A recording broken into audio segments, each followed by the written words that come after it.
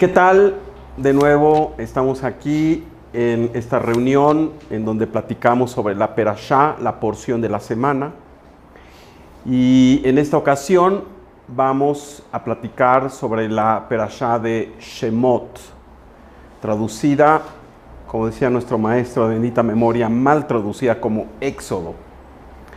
Esta es la primera porción, la primera Perashá del libro homónimo, del libro que tiene el mismo nombre, Shemot, que de nueva cuenta en latín y en los idiomas que no es el hebreo le han puesto Éxodo, cuando en realidad hay un valor muy importante en el nombre de la porción y del libro. Shemot quiere decir nombres, y sabemos que la partícula Shem también tiene que ver con el aspecto de Neshama, del alma. Como lo decimos siempre, y me permito recordarlo una vez más, el enfoque que usamos aquí en su casa, que es Shomrim Laboker, que es el estudio profundo de la Torá, en donde nos abocamos a descubrir los misterios a través de lo que nuestros grandes sabios cabalistas nos dicen. Y por ello no es nada más una remembranza histórica, no es nada más un aspecto relacionado a la religión, tiene que ver con nuestras vidas, y en este caso con nuestras almas. Cómo esta energía que está ahí en la Torá la podemos aprovechar cada uno de nosotros para ser mejores seres humanos, para ser más felices. Esa es la intención. Shemot. La Torá empieza narrándonos cómo en Egipto dice, y estos son los nombres de los hijos de Jacob, de los hijos de Israel que vivieron en Egipto. Y de nuevo hace el recuento de todos los hijos de Israel y nos informa que 70 personas llegaron a Egipto en su momento. Y también se nos dice que mucho tiempo después, estas 70 personas que se establecieron en Egipto se reprodujeron, fructificaron, llenaron la tierra, así dice, y fueron muchos. También se nos informa que toda esta generación de los hijos directos de Jacob, desde luego Yosef, el faraón que era contemporáneo de ellos, murieron. Esta generación pasó y ahora tenemos una nueva situación con un nuevo faraón que ya no es benévolo y que se da cuenta de que estos hijos de Israel se han reproducido, han llenado su tierra y que hay que hacer algo con ellos. Así que en primera instancia sabemos que son esclavizados, sabemos que da un decreto en donde se dice que todos los niños de género masculino no se les permite vivir, son lanzados al río Nilo. Y bueno, se nos presenta esta situación de una tiranía, de una opresión que lamentablemente no será novedad a lo largo de la historia del pueblo de Israel. Pero dejando a un lado esta parte histórica, esta parte, digamos, dramática, vamos a introducirnos en los aspectos profundos de la Torá. Aquí, desde luego, empieza la prominencia de un nuevo ser, Moshe, Moisés. que nos acompañará en todas las narraciones hasta el final de la Torá. Este ser llamado Moshe, un ser muy especial, un ser del quien la misma Torá dice, el hombre Moisés es el más humilde de todos, no hay otro ser humano más humilde que Moisés. Así se nos informa. Y también al final de la Torá se nos dice que no hubo ni habrá quizá otro ser humano que tuvo la altura de hablar cara a cara con Dios. Así que este es Moshe. Y Moshe se introduce en esta porción. Aquí me permití poner algunas frases que nos ayudarán a entender las profundidades de esta porción, de hacernos de esta energía, de crecer con ella. En primer lugar, se nos informa que el pueblo de Israel, después de estas generaciones que vivieron ahí en la tierra de Goshen, por cierto, se reprodujeron y llenaron la tierra. Pero la Torá no dice llenaron la tierra. Esto tendría que decir en hebreo algo así como Vemil'u et haaretz. Sin embargo, dice algo muy distinto en el texto de la Torá. Dice Vatimale haaretz otam, que quiere decir y la tierra los llenó a ellos. La Torá, desde luego, no puede entenderse, como lo hemos dicho, literalmente. Rabbi Shimon Bar Yochai nos ha prevenido de querer entender la Torá nada más textualmente. Hay que ir a las profundidades. Sin embargo, en esta intencionalidad divina que trae la Torá, hay momentos en donde lo textual es el mismo secreto. Y este es uno de los casos, así como lo aprendimos de nuestro maestro, el Rav de bendita memoria. Vatimale haaretz otam. No es que los hijos de Israel se hayan esparcido por la tierra de Egipto, la tierra de Goshen. Lo que la Torá nos dice es que la tierra los llenó. ¿Qué quiere decir esto?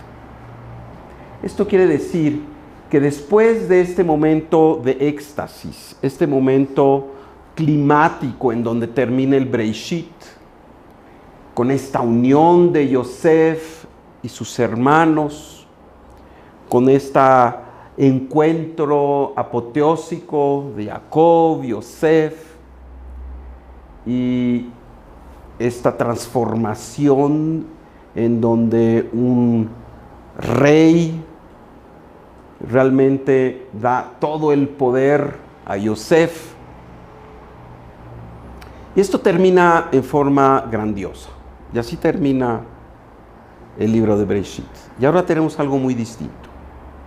Vatimale haaretz otam. Esto quiere decir, se llenaron con la tierra. Quiere decir la humanidad, entiéndase, nosotros, somos susceptibles de llenarnos de tierra. ¿Qué quiere decir? No como el niño travieso que se llena de tierra, que eso hay que festejarlo y bendecirlo. En este caso, llenarse de tierra quiere decir que nos llenamos de los apegos, nos llenamos de la bajeza, nos llenamos de la ilusión de este mundo físico. No importa cuán grandiosos seamos, es muy importante entender que no somos inmunes a poder caer. Hasbe Shalom. No podemos decir, yo ya soy grandioso, yo ya estudié, yo ya di tzedaká, caridad a manos llenas, yo ya hice mi familia, ya hice mi parte profesional, ya ahora me voy a retirar, me voy a jugar golf espiritualmente. Mis amigos, este es un llamado para no hacer eso. Y esto no quiere decir que tenemos que hacer siempre lo mismo o que llegado el momento no debemos cambiar de actividad. Claro que sí, por supuesto. Pero no se trata de retirarse espiritualmente de la vida. El retirarse espiritualmente de la vida quiere decir cesar en nuestro entendimiento de nuestra misión y cesar en los esfuerzos que implica ser congruentes con nuestra misión. Vatimale haaretz otam nos dice que tenemos que tener cuidado, no importa dónde estemos, de que si no continuamente estamos pendientes de elevar nuestra conciencia, automáticamente esta conciencia irá para abajo. Esta conciencia se llenará de apegos. Esta conciencia poco a poco entrará a los llamados del enojo, a los llamados del miedo, a los llamados de las envidias y este tipo de cosas. Y esto es lo que justamente nos dice la Torá. Cuidado, cuidado. Todo el tiempo cuidado. Porque si no tienes cuidado, los apegos van a hacerse dueños de ti. Y cuando los apegos se hacen dueños de uno,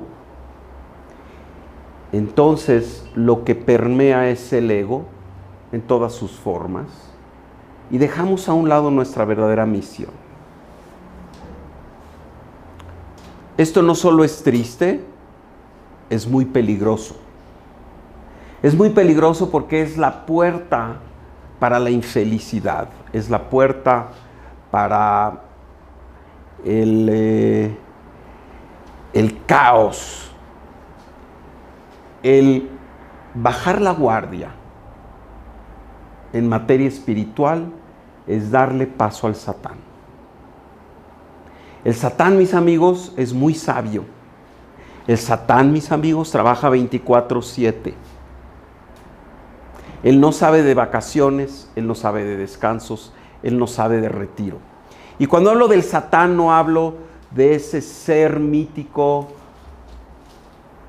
que anda quizá por los lugares oscuros y anda con cuernos y cola y un asadón. El Satán es esa fuerza que sí tiene un referente externo, lamentablemente. Sí hay una fuerza maligna que fue creada justamente para retarnos, pero del Satán que estamos hablando es del Satán interno, el Satán que le permitimos que viva a través de darle oxígeno. ¿Y cuál es el oxígeno? Justamente el aferrarnos a nuestros apegos, el olvidar nuestra misión, el olvidar que en esencia todos, no unos sí y otros no, todos venimos a servir los unos a los otros. Todos venimos a desarrollar afinidad con la Suprema Fuerza. Y la Suprema Fuerza lo que hace es servir a su creación, en la forma más humilde, por cierto, porque el Creador, con su grandiosidad inconcebible para la mayoría de nosotros, tiene la humildad de darle vida a la bacteria más despreciable y al ser humano más enaltecido. Así que nunca olvidemos a lo que venimos y nunca permitamos que nos llenemos de tierra. Y la Torá así nos habla. Vatimale haaretz otam. Hubo un momento en que la conciencia del ser humano cayó después de haber estado en un nivel de conexión, en un nivel de iluminación. Y bueno, es parte de los ciclos, es parte de los ciclos. hay esta caída. ¿Para qué? Para que cobremos mayor conciencia, para que nos elevemos mucho más alto. Pero tenemos que estar pendientes, Y después de Vatimale Haaretz Otam, vemos la descripción de una escena muy distinta a la que dejó la generación de Yosef. Esclavitud, trabajos forzados. Dice en un momento la Torá que el pueblo estaba tan agobiado que no podía estar en la conciencia Mikotze Ruach ve'avodah kasha.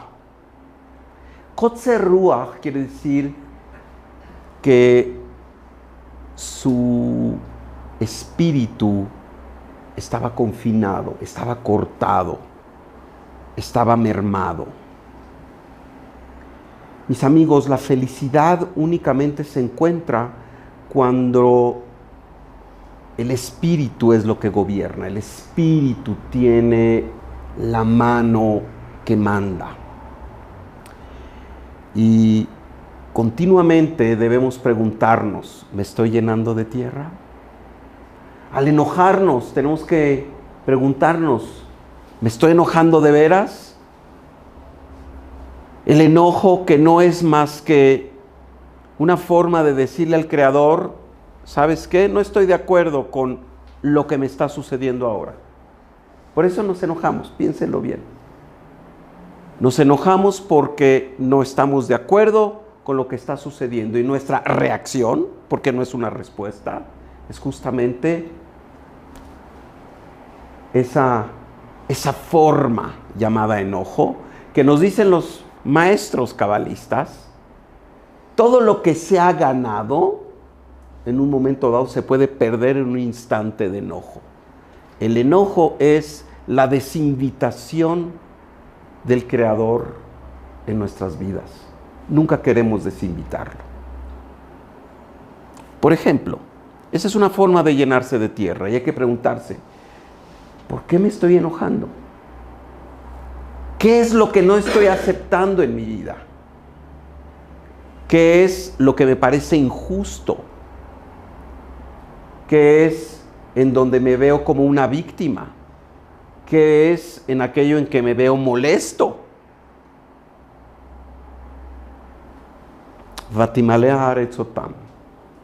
Hay que ver en estas respuestas y reacciones nuestras qué tanto nos estamos llenando de tierra o no. Y siempre hay la oportunidad de no llenarnos de tierra. En esta semana es la oportunidad de sacudirnos esa tierra, de sacudirnos esos aferramientos y esas formas, por cierto, muy convencionales de actuar, muy humanas.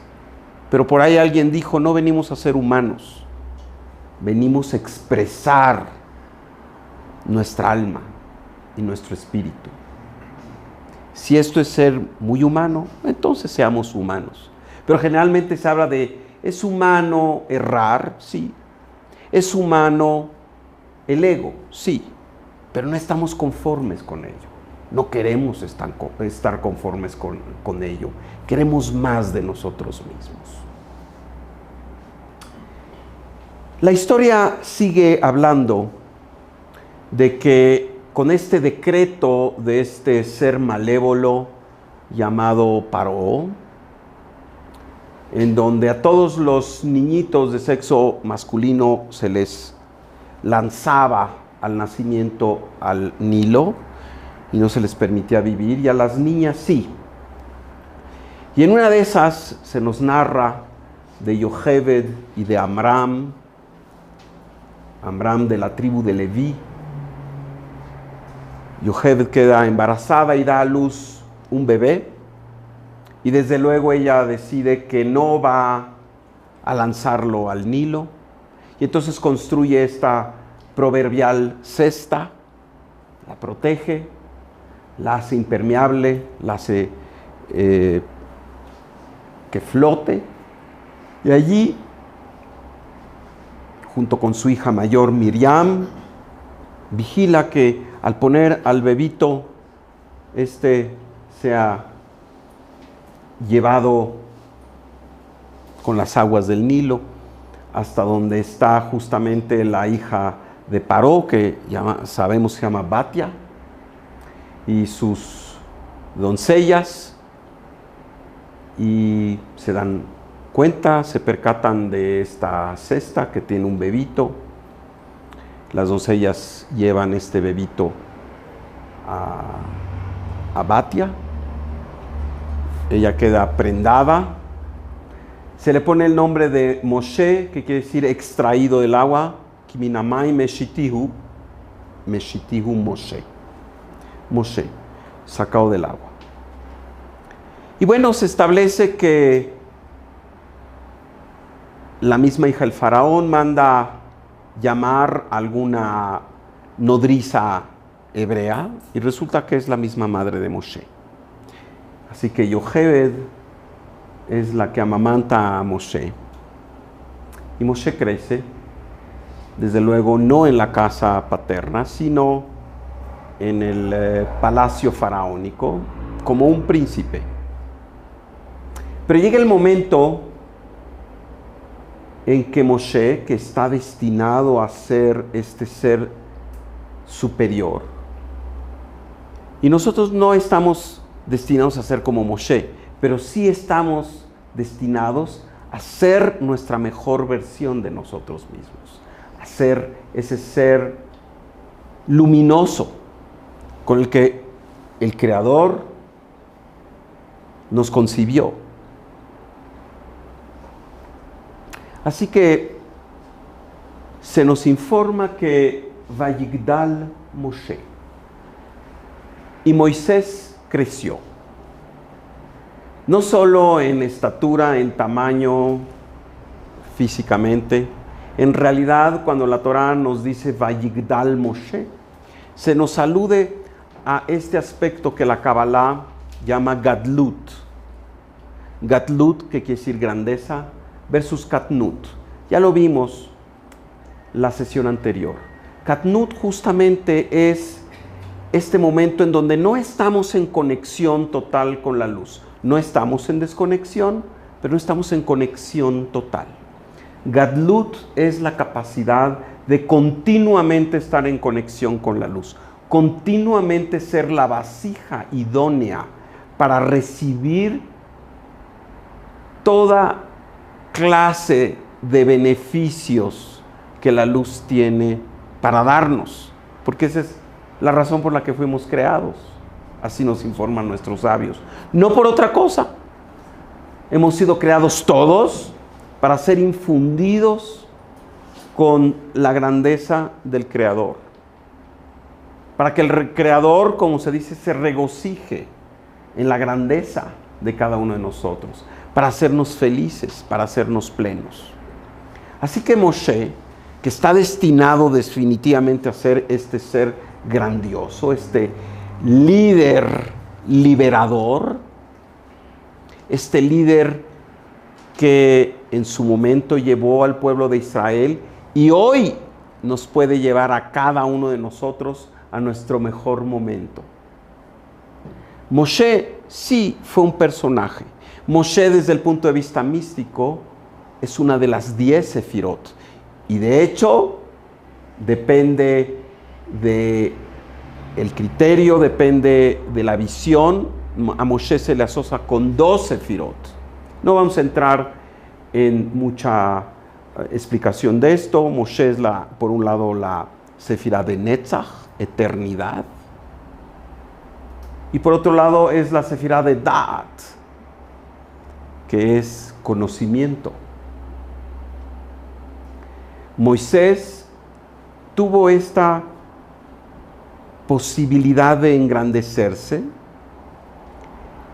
y la grandiosidad de Moshe, a diferencia de la grandeza de un ángel, es que Moshe no fue creado como un ángel, no fue creado el día que fueron creados los ángeles. Moshe es un descendiente de Adán, como todos nosotros, Bnei Enosh, como dice el Zohar. La grandiosidad de Moshe es que partió desde lo más bajo y subió a las alturas. Tuvo y vivió las vicisitudes humanas que cada uno de nosotros vive, las sobrellevó, se elevó por encima de todos los retos y llegó a ser este ser que hablaba cara a cara con el Creador. Mis amigos, Moshe y Paró son la dualidad de este mundo físico. Paró, que quiere decir Pe-Ra, boca malévola, es la fuerza del deseo de recibir para sí mismo en su forma más intensa.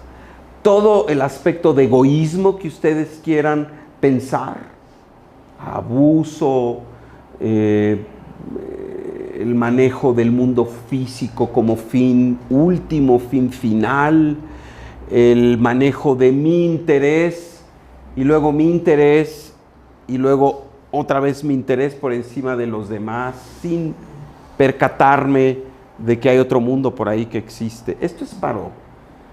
Y desde luego con toda la saña, la maldad y todo el sufrimiento que ello provoca. Y por otro lado tenemos a Moshe. Moshe es esta chispa del Creador que, si bien en un principio es pequeña y tiene una luz pequeñita, una brillantez limitada, va haciéndose cada vez más brillante hasta que se hace prácticamente similar al Creador. Y Moshe es la posibilidad de todos nosotros, mis amigos. No es que nosotros seamos Moshe, nosotros vamos a ser Yitzhak, Hannah, David, Rafael, Eduardo. Cuando lleguemos a donde tenemos que llegar, no nos van a preguntar, oye, ¿por qué no fuiste como Moshe? Nos van a preguntar, ¿por qué no fuiste lo mejor que pudiste ser? Como Eduardo, como Samuel, como Abraham, como cada uno de nosotros. No me refiero a los grandes seres de la Biblia, me refiero a cada uno de nosotros, a Pedro, Juan, María, Rodrigo, todos nosotros.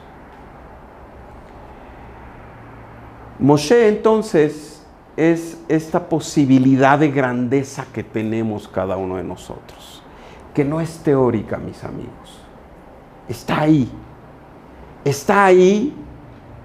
y solo se manifiesta conforme nosotros respondemos a nuestra vida. Porque la vida es el estadio, más bien es la arena, diría yo. El estadio son los espectadores. Es la arena para nosotros desarrollar ese potencial. Así que otro de los aspectos importantes de esta perashá es que venimos nosotros aquí para pasar de la pequeñez a la grandeza. Cada uno tiene reservado un lugar en Gadlut. Cada uno tiene reservado un lugar en su propia grandeza. Cada uno de nosotros viene con un máximo potencial. No se nos pide que seamos diferentes de lo que somos. No se nos pide que seamos como los demás. Se nos pide, sin embargo, que desarrollemos la propia grandeza. El propio potencial que tenemos infundido desde el principio de los principios, cada uno de nosotros.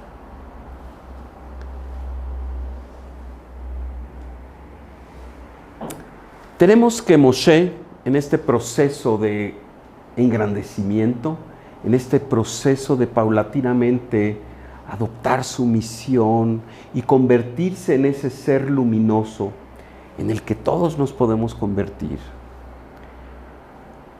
sale, así dice, sale del palacio y ve el caos que reinaba.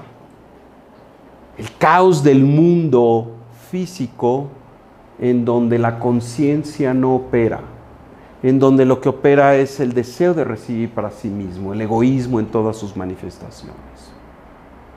Y ve que un egipcio golpea a un hebreo. Así que Moisés no se queda con los brazos cruzados y se dice, vio ko vako, aquí y allá, y mató al egipcio. Sabemos que para entonces Moisés había desarrollado estas facultades que lo hacían sumamente poderoso. Y nuestros sabios nos dicen que cuando vio aquí y allá, se refiere a que vio toda la vida de este ser, de este egipcio, y vio que ya no le quedaba ninguna reserva de vida en este mundo, sino que todo lo que podría ser subsecuente sería llevarlo a un nivel cada vez más bajo.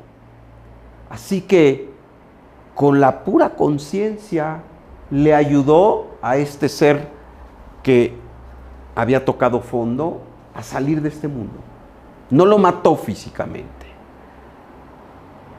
simplemente anuló la posibilidad de que siguiera haciendo daño en este mundo y le ayudó a terminar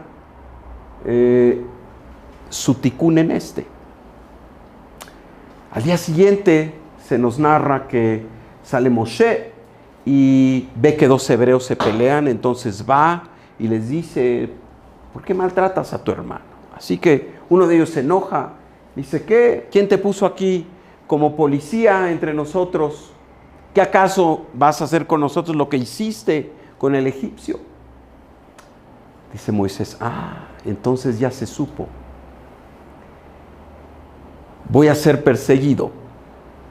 Y la historia nos dice que Moisés entró en conciencia de que pues era un ser que podía transformar ese mundo oscuro y que ello no era del interés de las fuerzas reinantes. Así que escapó y se fue a Midian. Se fue ahí a donde vivía este sacerdote llamado Yitro, que tiene varios nombres, Jobab, Reuel, en fin. Ya hablaremos de él en la perashá de Yitro. Y allí resulta que se encuentra con la hija de Yitro, Tzipora, y se casa y tiene un hijo. Y decide llevar una vida pacífica, una vida pastoral, y se dedica a pastorear los rebaños de su suegro Yitro. Y en una de esas, pastoreando los rebaños, ve algo extraño, algo muy extraño. Y se va acercando y ve una zarza ardiente que no se quema. Y él mismo dice, qué extraño, este fenómeno es extraño. Y ahí es donde la Torá nos detalla que por primera vez Moshe escucha la voz de Dios, que le dice, Moshe, no te acerques, quita las sandalias de tus pies, porque el terreno, la tierra que pisas es sagrada. Y ahí empieza este diálogo, esta instructiva en donde el Creador le dice a Moisés, esta es tu misión. Tú tienes que ir y sacar al pueblo de Israel de las garras de Faraón y los egipcios. Y aquí hay un secreto enorme, un secreto que nos narra Rav Zalman, aludiendo a los Hasidim, al Baal Shem Tov, en donde se nos informa así, Shalna aleja me al ragleja, quita los zapatos de tus pies. Y la primera pregunta podría ser, este Dios todopoderoso, este Dios que da vida desde la bacteria más insignificante hasta el ser más supremo, requiere ser honrado, requiere que haya un ritual de descalzamiento. Hoy me pregunto, en la religión judía, que yo sepa, como que no es requerido que uno se descalce para entrar a un Bet Knesset. No es un ritual, no es una conexión per se. Aquí nos dice los Hasidim que hay un secreto muy importante.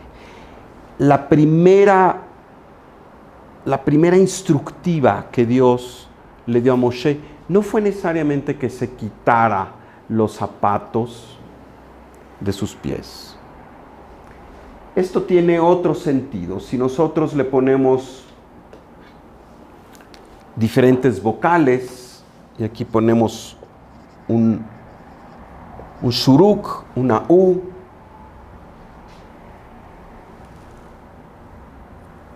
y si esta yud la cambiamos para acá, dice algo totalmente distinto. Dice, Shal neuleja meal ragleja, que quiere decir, quita los candados de tus hábitos. Algo muy distinto que quita los zapatos de tus pies. Es transfórmate. Deja la conciencia robótica que es producto de las hormonas y del cuerpo. Elévate. Salte de lo habitual. Salte de lo que es robótico. Ve y transfórmate. Y este es el primer mensaje. Y es el mensaje grandioso para cada uno de nosotros. Nosotros venimos a este mundo y no podemos quedarnos iguales. Y saben, el hábito, aunque es necesario porque nos da seguridad, porque nos da orden en nuestra vida, a veces se convierte en el jefe y nosotros en los esclavos. Y dejamos de pensar y actuamos como máquinas. Y dejamos la conciencia a un lado y empezamos a reaccionar. Y somos entonces sujetos de esta conciencia de masas, en donde lo que pasa por ahí nos contagia, en lugar de que nosotros contagiemos con luz aquellas situaciones a veces un tanto difíciles que se presentan. Esto quiere decir Shal neuleja meal ragleja. Y este es el primer mensaje para Moisés y para nosotros. ¿Quieres tener una vida plena?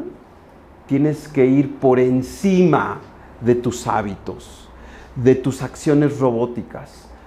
Todo en tu vida tiene que estar lleno de conciencia. Y tienes que preguntarte a cada momento, ¿por qué estoy haciendo lo que estoy haciendo? Ah, es que aquí llegué, aquí me puso la vida. No. Ahí te pusiste tú. Y si la vida te ha puesto en donde estás, tampoco es para que sigas en la misma conciencia robótica toda tu vida. Es para que continuamente veas cómo hay nuevas cosas que pueden introducirse en tu ser para ser una persona diferente. Mis amigos, no venimos aquí a un picnic, no venimos a un día de campo. Cada vez que nuestra alma decide encarnarse en un cuerpo, hay un contrato que firmamos ahí arriba y que sabemos, no podemos acordarnos de las cláusulas de este contrato así porque sí. Tenemos que hacer un esfuerzo grande para descubrir cuál es ese contrato. Pero ese contrato habla de las cosas a las que nos comprometemos a transformar en este mundo, a componer. Nadie de nosotros viene aquí gratuitamente más que si fuera un tzadik. Y de estos nada más hay 36 entre los 7.200 millones de seres humanos que hoy pueblan este mundo. Nada más 36 que vienen a ayudar, no vienen a transformarse, porque ya están totalmente enaltecidos. Pero cada uno de nosotros sí viene a transformarse. Y por ello tenemos que preguntarnos a cada momento, sobre todo en aquellas situaciones en donde pareciera que no encontramos una respuesta, en donde pareciera que el reto es tan grande que no sabemos ni por dónde empezar. ¿Por qué estoy aquí? ¿Qué es lo que el Creador desea de mí en este momento? Saben, es muy interesante. El Creador le dice a Moshe: tienes que ir con Faraón y tienes que decirle que deje salir al pueblo de Israel. Y Moshe se defiende por humildad y quizá por el miedo de adoptar esta nueva función que le toca, llena de complejidad, llena de responsabilidades, llena de retos. Y le dice: ve y yo te voy a ayudar, yo voy a poner las palabras en tu boca, voy a hacer que Aarón te acompañe y él también podrá auxiliarte en este proceso de convencer a Faraón. Le da inclusive señales, le dice: toma tu báculo, y ese báculo se convierte en una serpiente. Se mete la mano en el pecho y esa mano sale toda llena de lepra. Y luego la vuelve a meter de nuevo y se cura.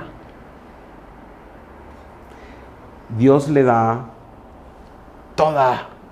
todo el herramental, como nos lo da a todos nosotros. A veces no lo sabemos, a veces no lo creemos, pero el Creador nos equipa con el herramental para hacer nuestro trabajo. Simplemente hay que buscarlo adentro, por cierto. Pero también el Creador le dice a Moisés: y sabes, cuando vayas con Faraón, no creas que va a ser fácil.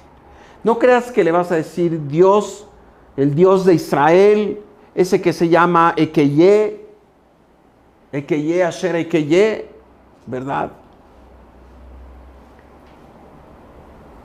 Ese es el que te pide que dejes salir al pueblo de Israel. Pero también le dice: y no va a desearlo. Y uno podría pensar: bueno, a ver, ¿de qué se trata? Dios no es todopoderoso, Dios no está en todos lados, Dios no es el que tiene control del mundo, Dios no es el que tiene el control de lo bueno y lo malo. ¿Por qué entonces le pide a Moisés que vaya y convenza al faraón? Y más adelante, desde luego, nos enteramos de las 10 señales, llamadas las 10 plagas, y todo esto, ¿verdad? El Creador, inclusive se dice, endurece el corazón de Paró. ¿Qué pasa? Pareciera que el Creador está en un juego con nosotros, ¿no?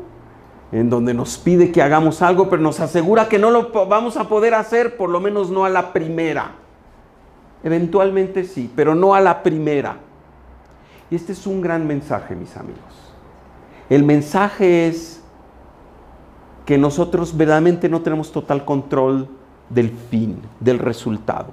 Lo que sí tenemos control es de nuestra acción. Lo importante es el viaje, no tanto el destino. Lo que el Creador nos pide es que cada instante, cada minuto, hagamos nuestro trabajo. Y también nos dice: yo estoy también ahí donde hay oscuridad aparente, yo estoy ahí donde está el reto. No temas. Yo soy el dueño de todo. No temas donde hay oscuridad, porque yo también estoy allí, no con el objeto de destruirte, no con el objeto de dañarte. Estoy allí porque es a través del esfuerzo que creces. Y yo permito que ese esfuerzo se dé, y yo sé el grado de esfuerzo que eres capaz de alcanzar. Y por ello, también te digo que no temas y que vas a poder, porque lo importante en este juego de la vida es hacer lo que venimos a hacer, sin hacer muchos cálculos del resultado. Y con esto no se quiere decir que de entrada seamos erráticos, seamos irracionales, claro que no. Tenemos que tener un plan de las cosas, sí, pero no aferrarse a que es lo único que queremos lograr ese resultado. Lo importante es el camino en términos de ese resultado. Lo importante es el viaje más que el destino. La gente muchas veces se pierde futureando o se pierde haciendo reminiscencias del pasado, cuando lo importante es vivir hoy, en este momento, sabiendo que si hacemos lo que estamos destinados a hacer, si estamos infundidos con la conciencia, los pensamientos y las palabras correctas, el resultado saldrá solo. Hashem está al cargo de todo. Hashem tiene un gran plan maestro y no debemos de desanimarnos porque las cosas muchas veces salen mal. Parte de ser grandioso es levantarse de los fracasos, levantarse de aquello que ha resultado contrario a nuestros deseos, pero que sabemos que siempre es para bien. Y esta es la fuerza, esa es la fuerza. Venimos, mis amigos, aquí en un viaje, no en un viaje de distancias físicas necesariamente, estamos aquí en un viaje del ego al alma. Y ambos moran dentro de nosotros. Es un viaje de años luz y al revés también es un viaje de 1 milímetro. Todo depende de nosotros. Dentro de nosotros moran ambos puntos. Dentro de nosotros está el punto de origen y el punto de llegada. Continuamente tenemos que estar pendientes de que en este viaje lo que tenemos es estar transformándonos, saliéndonos de nuestros hábitos, saliéndonos de aquello que nos aprisiona, de aquello que nos quita libertad, de aquello que nos hace vernos menos. Porque si bien una de las fórmulas de la transformación es la humildad en donde uno se ve como este ser que no está totalmente hecho, sino que está continuamente transformándose. No un ser que es ya tan grandioso que no hay nada que agregarle, sino este ser que es perfectible. Pero la humildad no quiere decir pensar que es uno menos. La humildad es, como le oí al Rabbi Jonathan Sachs, que creo que a su vez cita a alguien más. La humildad es pensar no que es uno menos, sino pensar menos en uno y pensar más en los demás. La fuerza de Moshe que nosotros abrazamos en esta semana con la perashá de Shemot es la fuerza para liberarnos de todo aquello que nos impide ser grandiosos. Es la fuerza para liberarnos de todas nuestras tristezas, de nuestras preocupaciones, de nuestra falta de felicidad. Porque venimos a ser felices. Y no se trata de vivir una vida despreocupada, se trata de vivir una vida íntegra, llena, rica y feliz, con todo lo que la vida tiene que ofrecernos. Y hoy, en todo el mundo, mucha gente está preguntándose qué va a pasar.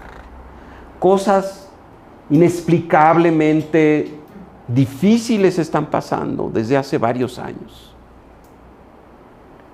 Parece que estamos caminando y cada vez más apuradamente a esta situación en donde va a haber un gran cambio y la gente se siente temerosa y la gente se siente con miedo. Interesante. En esta porción, el Zohar, que habla de muchas otras cosas, además de la historia misma de la Torá.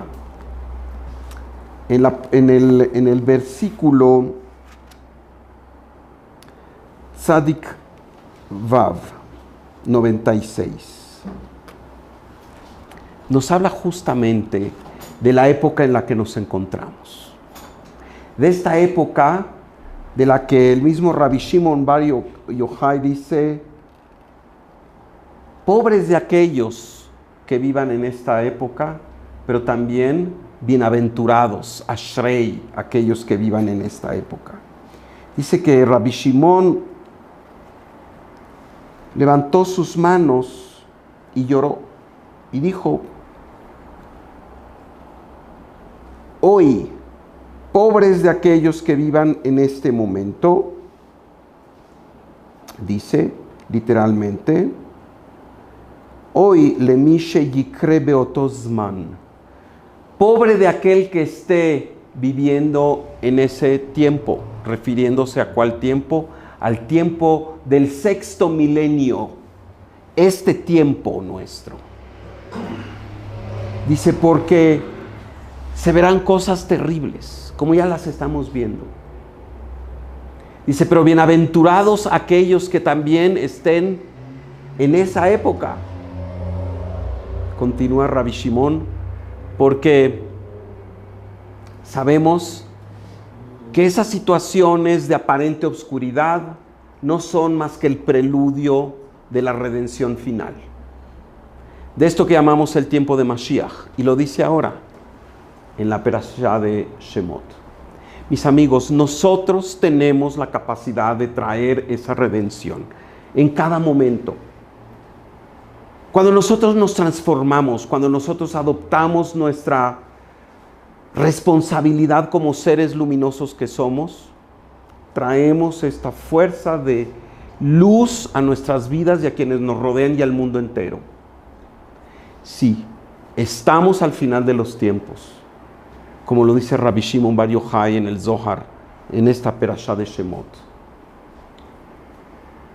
Si nosotros no hacemos nada, quiere decir, si nosotros nos volvemos vulnerables a la capacidad de enaltecernos en frente de los retos, enaltecernos creciendo, enaltecernos cuestionándonos, enalteciéndonos, cambiando, transformando, limando ese diamante que tenemos dentro, puliéndolo, quitándole las clipot, permitiendo que ilumine. Y desde luego, Moshe es nuestro ejemplo y nuestra fuerza. Y la primera de ellas es saber que somos mucho más poderosos de lo que creemos. Moshe negociaba con el Creador: por favor, no me hagas que yo vaya a hablar, yo tengo pesadez del habla, así decía. Y el Creador le decía: eso no es así. Tú vas a ser el canal. Justo por esa pesadez de habla que tienes, te transformarás y serás el vehículo para traer libertad. Y la libertad, mis amigos, no es más que el apartarse de estos aferramientos que nos impiden ser estos seres luminosos que somos. Este aferramiento que nos impide ver con claridad cuál es nuestra misión. Y nuestra misión, mis amigos, nunca está clara hasta que entendemos qué de bien podemos hacer a los demás. Si nuestra misión nada más es para nosotros, para nuestras necesidades higiénicas inmediatamente y de nuestra familia, mis amigos, no estaremos entendiendo todavía nuestra misión. Nuestra misión la tenemos que descubrir cada uno de nosotros y saber que ahí, en este lugar preciso donde el Creador nos puso, tenemos la capacidad de influir para un mejor mundo. Cuando nuestra misión no tiene en cuenta al otro, no es la misión verdadera. Y hay que seguir buscando. Y hay que seguir quitando los candados de nuestros hábitos. Los candados que aseguran nada más que el aspecto egótico, ese aspecto de seguridad fatua, nos guíe en una vida intrascendente. Esta semana, con el simplemente hecho de estar pendiente de esto, nos lloverá la capacidad de ser más conscientes. Nos lloverá la capacidad de tomar la fuerza de Moshe y alejarnos cada vez más, o transformar en todo caso, la fuerza de Paró. Y al así hacerlo, poder llevar a cabo el sueño que todos tenemos, la redención final. Un mundo en donde no tiene por qué haber dolor, caos y sufrimiento. No tiene por qué haber intolerancia. No tiene por qué haber competencia destructiva. Un mundo en donde impere la felicidad, impere la luz, impere la voluntad del Creador. Les pido sus preguntas, comentarios, por favor.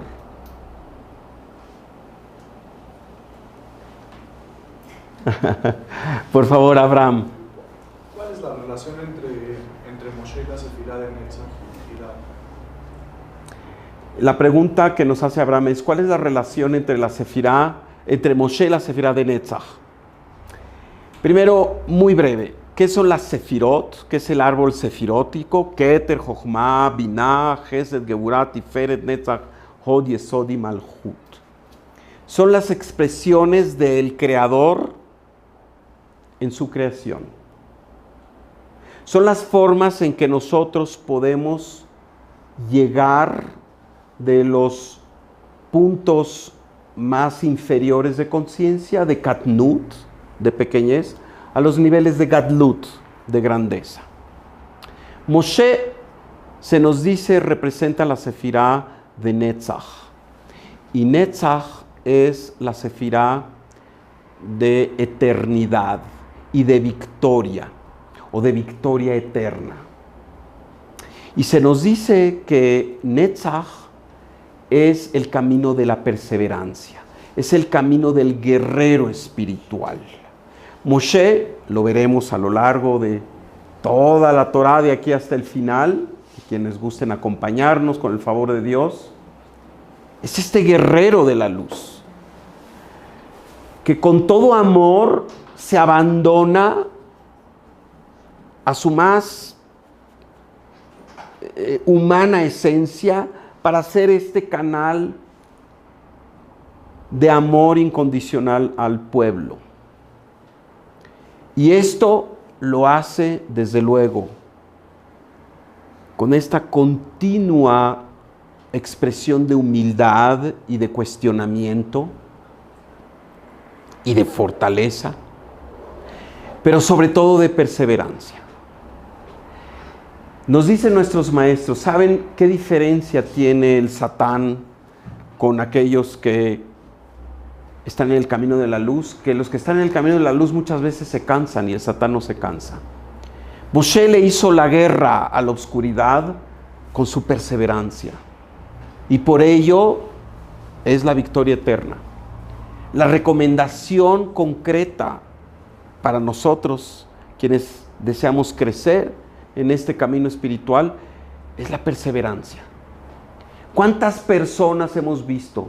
He tenido yo la oportunidad de ver en estos 30 años en los que he despertado o quiero despertar al mundo de la luz, desde hace 30 años, he visto ir y venir mucha gente que se aburre, mucha gente que luego dice, es que es ya lo mismo.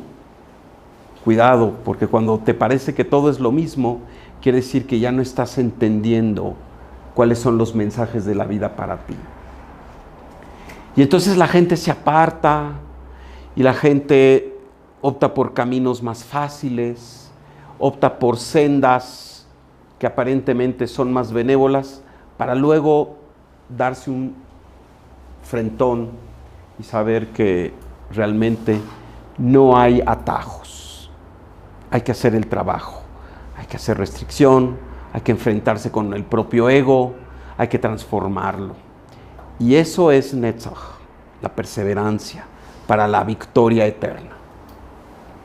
Sí, Esther. ¿Cuál es la relación, nos pregunta Esther, entre Moshe, Mashiach y la redención final? Moshe,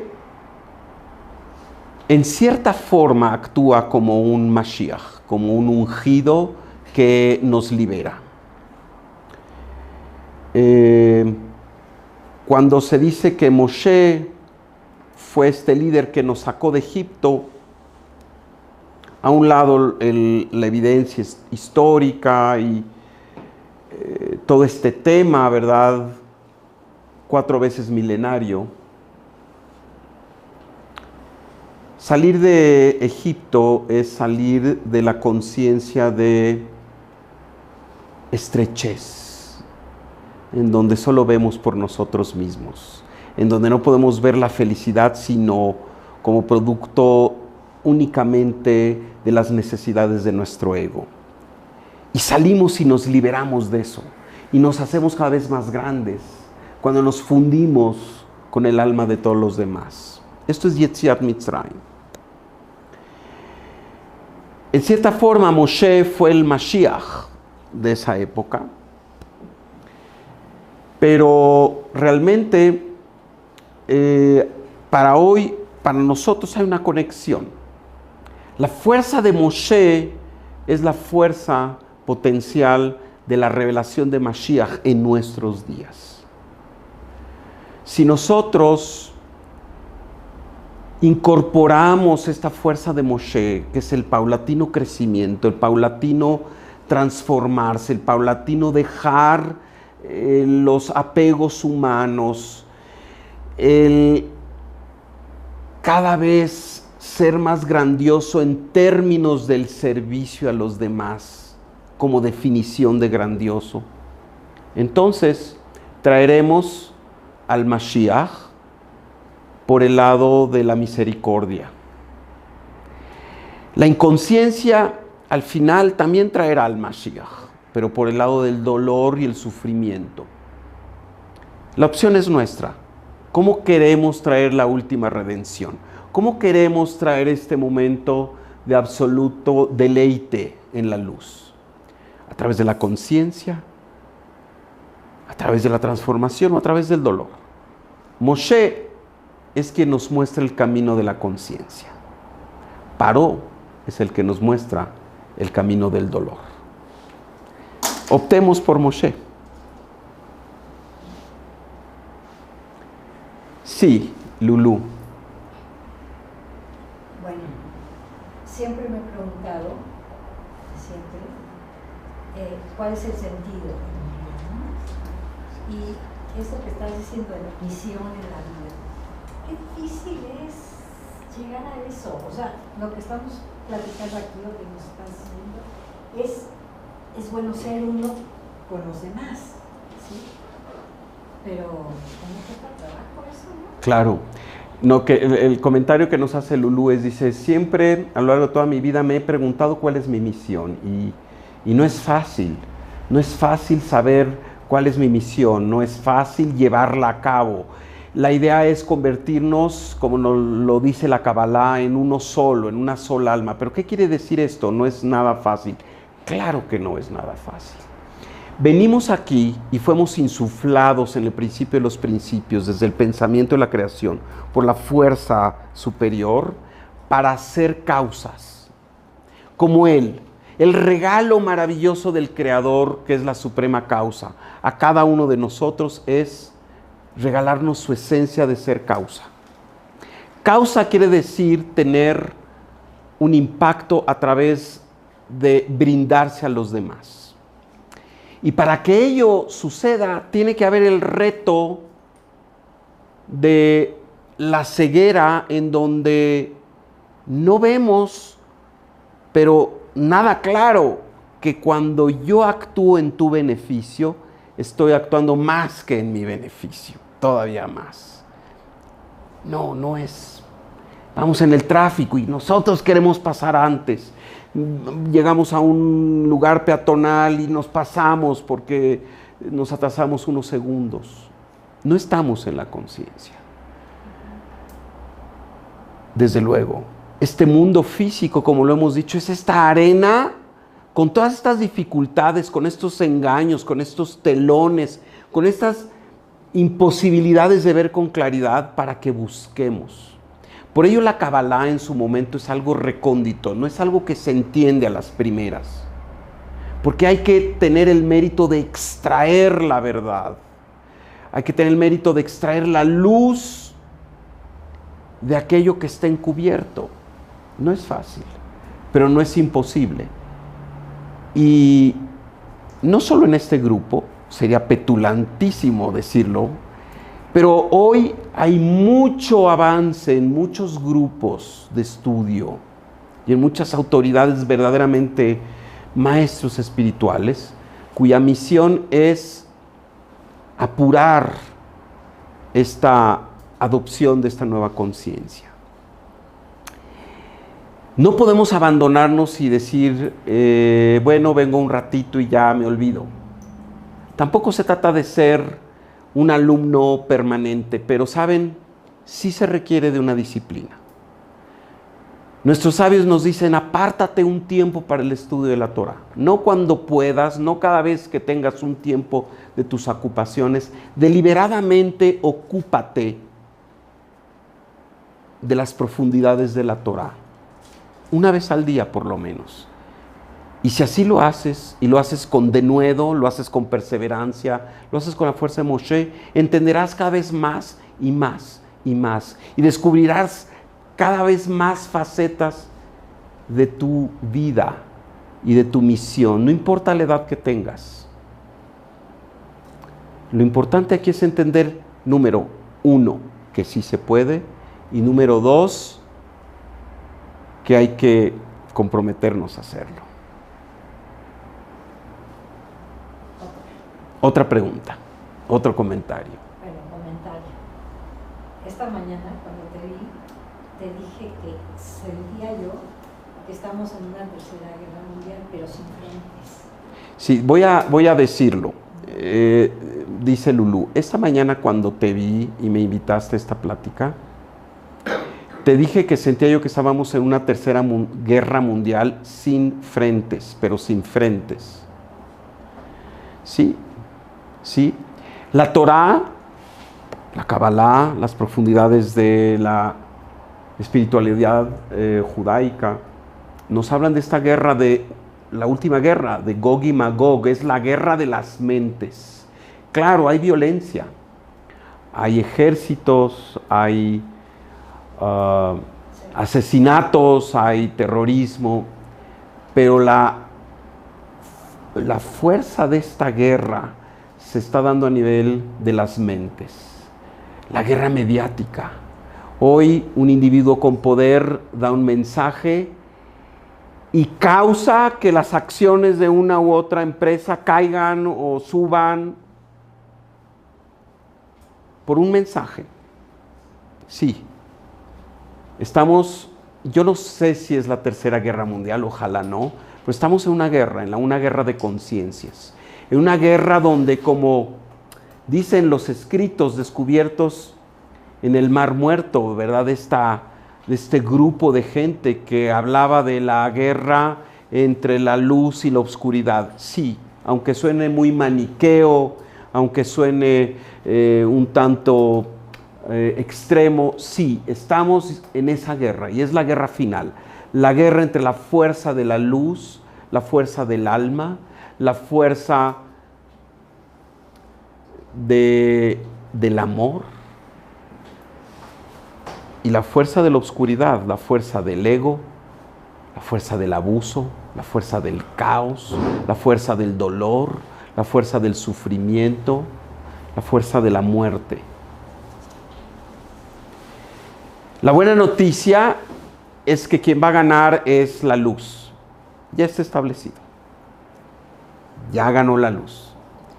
Y esto es admirable de las fuerzas oscuras, que aunque ya lo saben, siguen haciendo su esfuerzo. Si nosotros tenemos la de ganar, y a veces nos amilanamos y nos deprimimos y ya no queremos seguir adelante, aprendamos. Si hay algo que aprender de la oscuridad, es su tenacidad, su tesón. Vamos a ganar, vamos a ganar. No sin mucho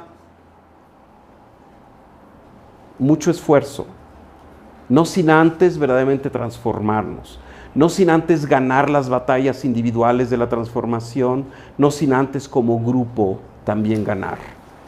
Por ello, una de nuestras misiones es no solo nosotros inspirarnos y ser grandiosos espiritualmente, es también inspirar a que otros sean grandiosos y conozcan su potencial y se acerquen a la luz. Una última pregunta o comentario. Muy bien, sí. La otra vez me había dado una clase a Abraham donde decía que que no vivían precisamente esclavizados los hebreos en Egipto, que era más bien esclavización del ego y que todo es como una gran metáfora. Lo que me inquieta, me da la duda de cómo embona esto con que aventaban a los bebés al Nilo. O sea, ¿es literal o es metafórico? Las dos. La pregunta es, la salida, Egipto representa una fuerza de oscuridad y esto es metafórico. Y sin embargo se nos informa que aventaban a los niños al Nilo.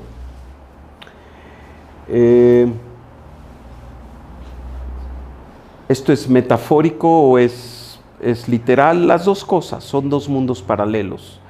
El aventar a los niños, el ahogarlos, el deshacer, es cortar el aspecto de Zeir Anpin a Malhut. Cortar el aspecto, porque los niños son el aspecto masculino y corresponde al aspecto activo del cosmos, ¿sí? La idea, en su forma más malévola, ¿sí?, es impedir que la luz se revele. Y esta es la fuerza de lo negativo. Pero, como hemos dicho, estamos aquí justamente para hacer un frente común en donde no se necesita tener partidos políticos, no se necesita tener armas, no se necesita ser de una religión u otra. Es simplemente el solidarizarnos en nuestra parte esencial, la esencia de lo que todos somos, y esta esencia es nuestra alma. Con esto terminamos. Muchas gracias. Nos vemos la próxima.